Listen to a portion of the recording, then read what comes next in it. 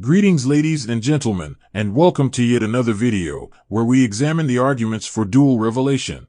Today, we are going to be examining the claim that states that aside from receiving the Quran, the Prophet was also given the Sunnah, which is encapsulated in the Hadith literature.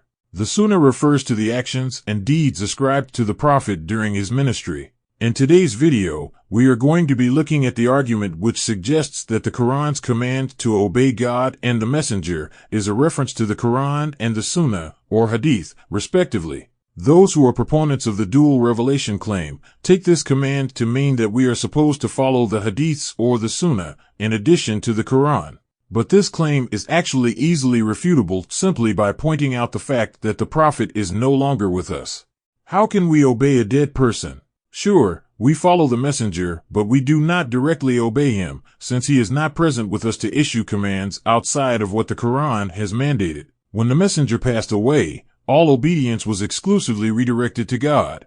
However, when the messenger was still alive, obedience to him was the same as obedience to God. This means that whenever the Prophet gave a command outside of what is in the Quran during his lifetime, he was to be obeyed in whatever he commanded. But after the Prophet passed away, this type of obedience to him died along with him. Any extra Quranic command that the Prophet might have issued during his ministry was only temporary and not permanent. Now, this might come as a surprise to some, but it really isn't that hard to understand. In the Quran, you have multiple verses where the Prophet, as well as other people of the faith, are commanded to follow the prophets who were before them, but in no verse is the Prophet ever commanded to obey the prophets of old. Why is this? Simple, because they are dead. He can and should follow their path, meaning that he is to follow in the same line of work, but this did not extend to obedience. The same applies to us who are living after the Prophet passed away. But he left us his message, i.e. the Quran, and we are obliged to follow and obey the instructions within the Quran. Those who subscribe to the argument of dual revelation point out that obedience to the Quran also includes obedience to the Prophet's sayings. But how can God require us to obey the sayings of the Prophet when we cannot even know for sure what the true sayings of the Prophet are? How can we know for sure if the Prophet issued a command that is outside of the Quran? For example, how can we know for certain that the Prophet forbade the wearing of gold and silk for men, the use of musical instruments, the eating of donkeys, and so on? Can we be as sure about the truthfulness of these commands as we are of the fact that the commands in the Quran are from the Prophet? Surely not. And those who claim so are being intellectually dishonest. No narration, no matter how many people have narrated it, can ever reach to the level of authenticity as the Quran. And as long as there is even a 1% chance that it could be wrong, we can never take it as something that we must obey, or something on which our salvation depends.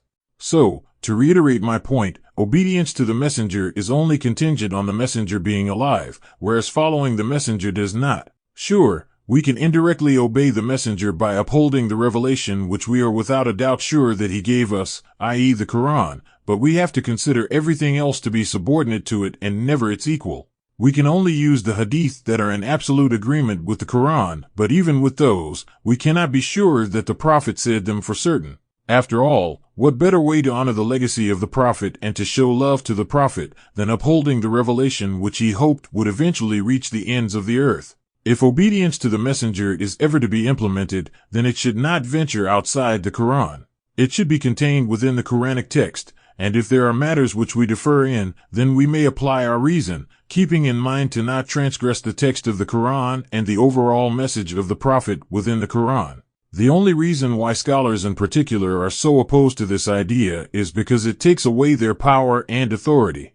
The Quran is easily accessible to every single human being, but the Hadiths are so numerous and so widespread that it is impossible for anyone to know all of them, and that gives the scholars an edge in claiming they possess a better understanding of the Quran than the rest of the people. The Hadiths lay unto us a burden similar to that of the people of old, and, as we are told in the Quran, one of the Prophet's objectives was to remove the burdens and the shackles that were around the necks of the people and constricting them in their lives. So hold firm to the Quran, and do not let anyone unshackle you from it.